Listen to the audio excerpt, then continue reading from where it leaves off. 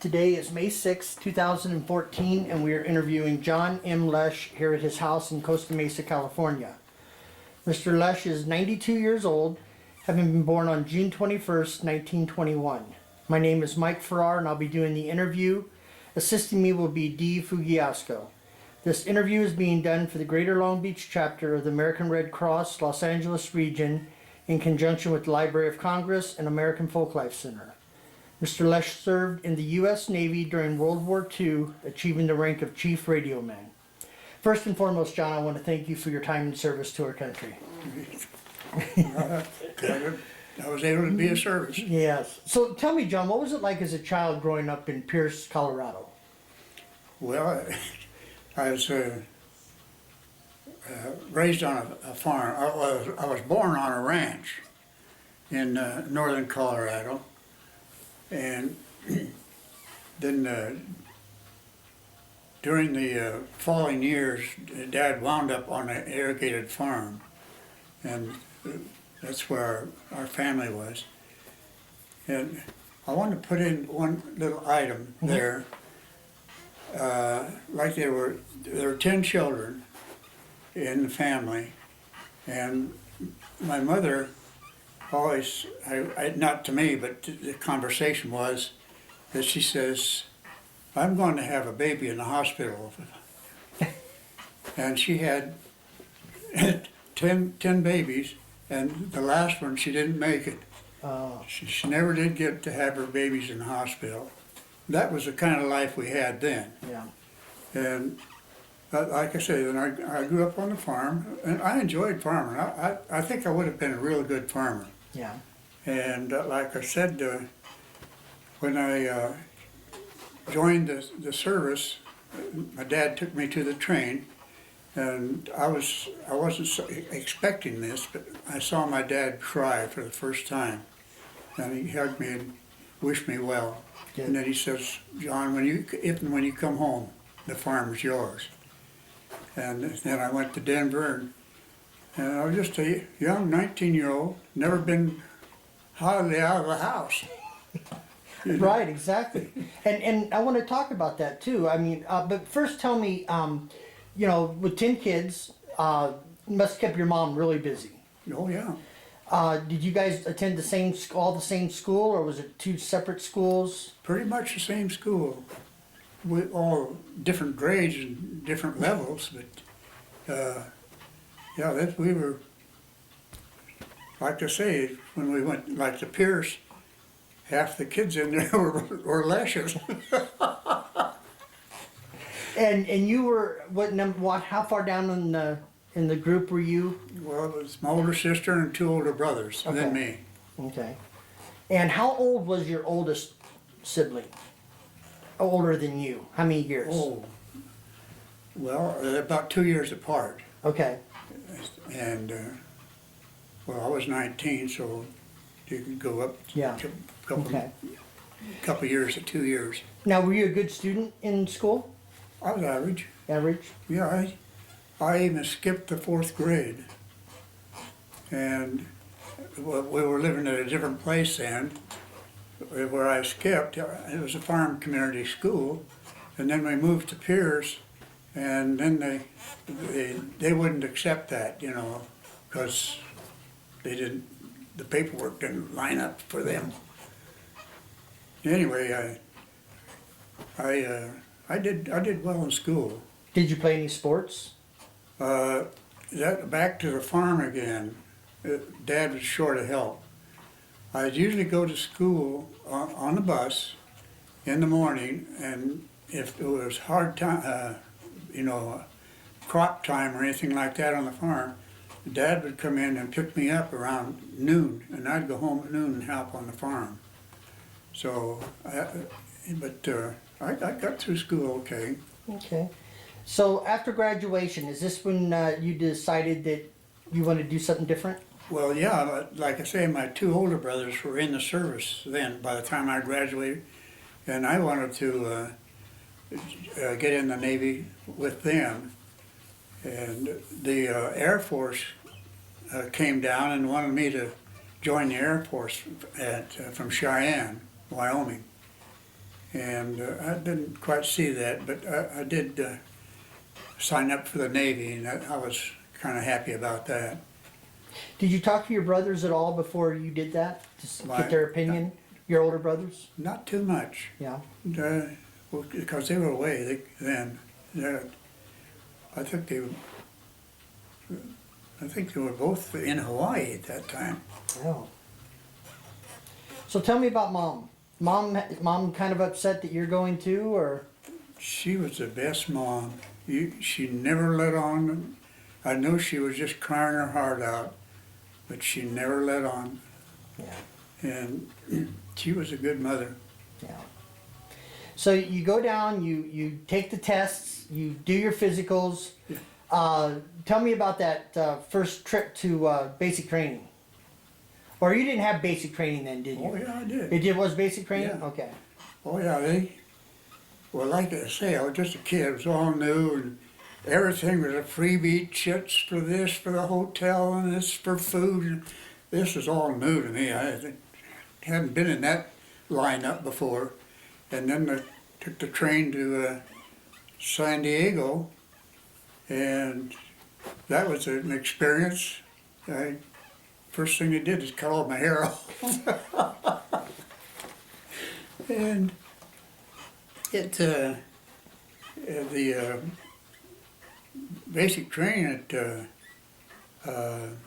San Diego, I didn't mind it too much. It was different. I had to learn to march and carry a gun and all that stuff. It was all different, but I hung right in there. I was on Company 71 at San Diego at that time in 1940. And I'll tell you a little bit about that later on, about Company 71. Yeah. Now, do you remember the name of, I don't think they're called drill sergeants in the Navy, I are they? can name them right now. Okay, tell me who they were.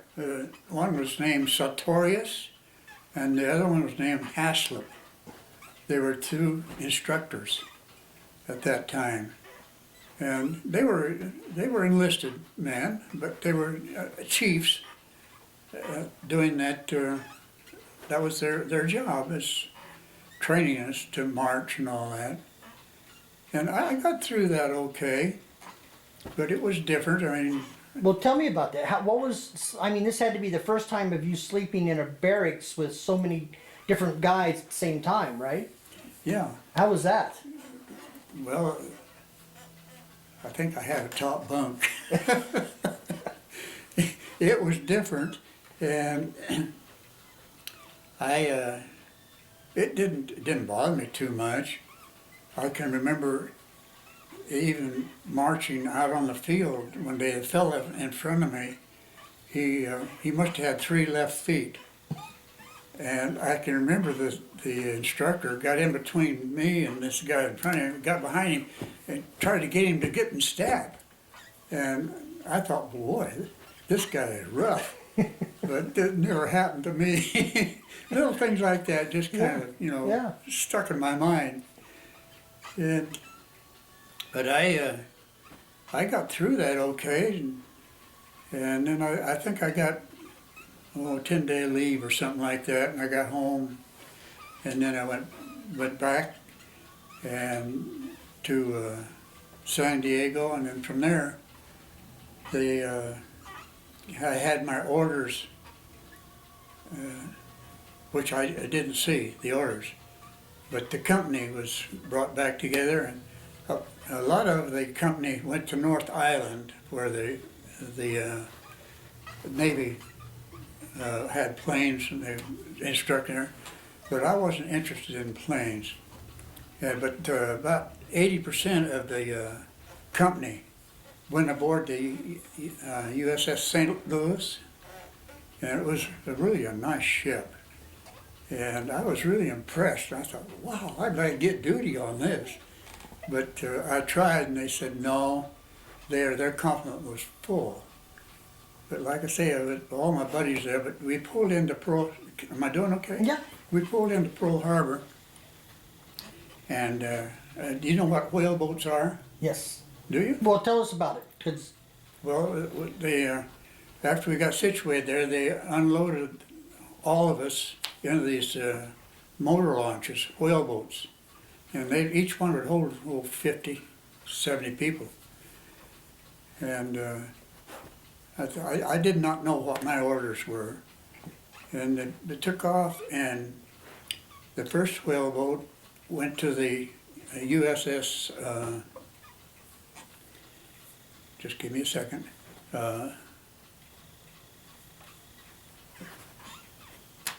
When that happened to me. Well, anyway, the second one went to the Arizona and unloaded. And the first one went to, the other one was sunk right behind the Arizona. I can't think of it right now. It's okay, we'll think of it Anyway. later and you tell me. And I was left in the whaleboat. I thought, well, where am I going? I like to go with my buddies. And I went to the receiving ship there where they had a communications electronics school. And that's where my orders were. I went there and I learned the code and all about the radios and stuff like that and communications. And I got through there. And I got through most of it, and I caught what they called a Cottrell fever, cat fever. Oh. And I wound up in the hospital. And I thought, oh boy, I'm going to lose out on my school. And I was there 2 weeks. Anyway, I got back and I thought, well, they're going to put me back to another school. And I kind of complained. They said, well, if you can pass the test, we'll move you on. So I said, well, give it to me. And I passed okay. And so then, after that, then new orders came up, and I was transferred to I'm having a terrible time here this morning. DD 106 USS Chew, which was an old four-stacker. And that was my first duty. And of course, Not like the St. Louis, huh? no.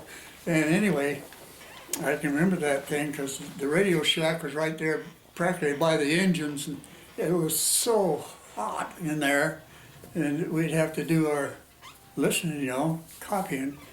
Anyway, I was on there, probably a couple months and something like that. I can't remember how long I was on there. And then I got orders to be transferred to the fleet radio station there at Wailupi. And oh man, I was in cloud nine then. That was nice, and that was a pretty big operation there, the fleet radio station. And And John, let me ask you real quick also.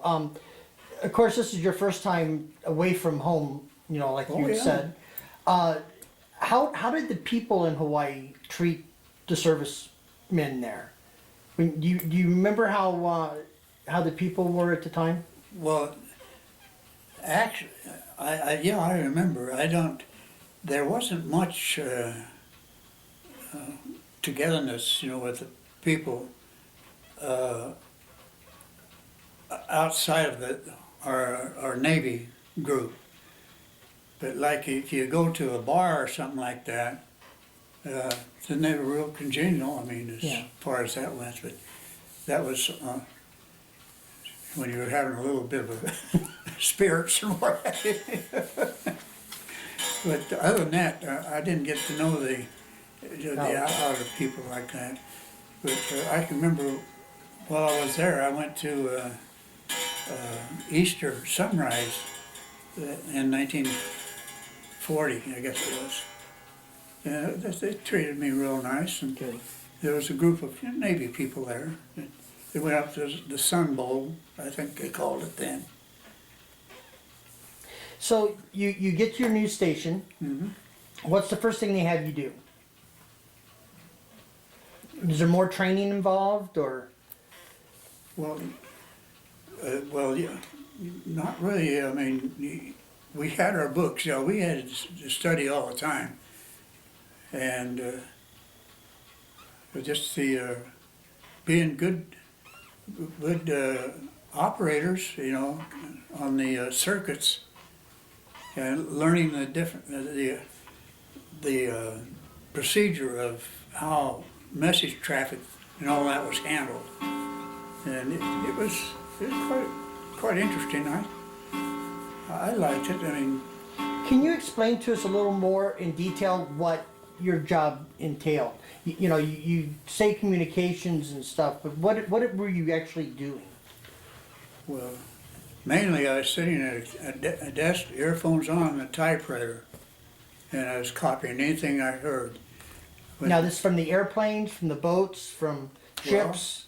When the Japanese were attacking, the chief came by and says, "Copy everything you hear." And it was busy. I mean, I was copying stuff. I didn't even know what I was copying. You know, it was in code. And they'd come along, and we had at that place they could almost break the code, the Japanese code, what they call it, division. Anyway, they'd come by and they'd see how much I had, and they'd pull my paper out, and I'd put another paper in and just keep typing all this. Like I say, I didn't couldn't read what it was. And that's about the size of it on that. And we stayed there after the attack. Should I keep going? Well, don't go ahead. After the attack, and the old chief coming by and telling me that's my protection. They moved the station to, this happened, I can't give you dates, but it's shortly, I don't know whether a month or 2 months or what, afterwards, they moved us to Wahiawa, right in the middle of a pineapple field, underground, about 20 to 30 feet. And that was a new experience there. Yeah. And John, how long were you on the island before the attack? Well, I was there almost a year. Almost a year? Yeah. Okay. I went there, I think I went there in December of 40. Yeah. Yeah. So let's talk about that morning. Let's talk about that Sunday morning. You come on duty at what, 8 o'clock? Yeah, right at 8 o'clock. The first attack happened at what time? Do you remember? Right around 8 o'clock. Right around 8 o'clock. Yeah. So, out of nowhere, totally unexpected, the Japanese attack, and now you're on the machine writing down or typing in everything that you hear. Yeah. How long does that go on before you get a break? Oh, I can't think. I think at that time we were in 4-hour shifts, I believe. I can't remember. But a lot of times we'd go 8 hours. Yeah. And so, if you can remember, what was that experience like for you when you realized that Pearl Harbor was being bombed? I mean, personally for you, what was that like?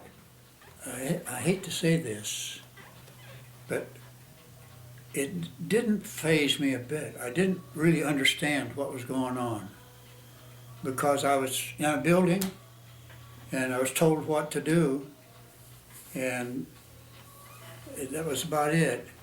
But after I got the information, you know, back to me, then I got real concerned because I had 2 brothers that were down in the harbor, one on the Minneapolis and one on the USS Sincona. And I thought, whoa, I hope they made it out of there okay. And I tried, I think, for 2 days to get down there, and they wouldn't let me get down there. But I finally did make it. But then my older brother on the Minneapolis, fortunately, they were at sea, just outside of the harbor. And the other one was right at the harbor, the Sincona, which was a net tender. And they both were okay. But of course, you didn't know that. No, I didn't know it. You get your first break after your first shift after the bombing. What do you do? I mean, you get your break, so what, in the frantic state that's going on, what do you do? Well, there wasn't a lot I could do. I mean, I just, like I say, I tried to get down to Pearl Harbor, and I couldn't get down there for a while. And it was just, anticipation of what's going on. Was there a lot of chaos going on Well, I where you understand were there at? was, yeah. There was a lot of, still a lot of, even when I did make it into the harbor, I could still see the smoke and all that from the damage. Now, did you have any way of communicating back to your family at that time? The Red Cross, I think. Oh, yeah? I think, by golly, I did. I used the Red Cross. I told them I couldn't, I told Mom and Dad I couldn't get down to find out about burning Doug, but I says, I'm okay. And that's about all I sent. Now, was the Red Cross on the base or at that station, or did you have to go to them? I can't remember Okay, that. no problem. So you get your first break. I'm sure the adrenaline is still flowing from knowing what's going on. Yeah. Are you off for 4 hours? Is that how it is? And then you come back? Yeah, that's right, yeah. You didn't leave the base. I mean, Right. you were right there. You just weren't sitting on your station. Now, when you were outside, could you see anything going on? I know you said you heard the bombs. Yeah, no, I couldn't You didn't see any. Were any of our fighters in the air or anything that you could see? No, not at that time. That was all over when I Yeah. got out. Okay. So now what happens? You go back. You've had your break. You go back and you're right back in Yeah. typing in the information. How long does that go on for? Well, that Several was, days. oh, that was our regular duty. I mean, you were on duty and off duty and then back on duty again. But I mean, as far as the information goes that's coming in, when did that start to change? Or did it even change at all? After the initial fight? Oh. Well, that was on the ship to shore, that frequency I was on at that time at Wailupi. But when we left Wailupi, I was on down below. That's when they installed teletypes. And I was a good teletype operator. And I used to, the chief used to come on, he says, I'd have some messages to send. He says, I'll race you, John. He had some messages. I says, fine. So I could do this, and he was over there. And that was kind of a fun time for me. Yeah. He couldn't stay up with me. But anyway, And you say after a couple of days, you finally got a chance to get into Pearl Harbor. Is that correct? yeah, I did. I found out my brother was outside of the harbor, and then my other brother, I got to see him and at the entrance to the Pearl Harbor. And that brother, he was the next older than me. I heard afterwards that the old Sincona, do you know what a net tender is? No. Will you tell us? Well, it's a ship with two big long horns, and they drop that net across the harbor from those horns, and they can pick it up and move it. But anyway, And what does that do? Is that that kept the submarines from coming in. But I understand one of them did get in. And let's see. Anyway, I was going to say, I can verify it, but the Sincona, I hate to say it about my brother's ship, was an old tug. But it was one of the first ships that got a 50 millimeter gun going when the Japanese were attacking. And now I have nothing to verify that, but I heard that story that they did get their gun going. Now, what was your brother's job on the ship? He was a radioman, He's a radarman Same also. one, yeah. Oh, okay. Okay. yeah. So, tell me about what you saw when you got there, At what time? Pearl Harbor. Well, when you first got over to Pearl. Well, like I say, I first made it over there to find out about my brothers. I could see that the damage was done to the Arizona and the, isn't that awful? That other ship won't come up.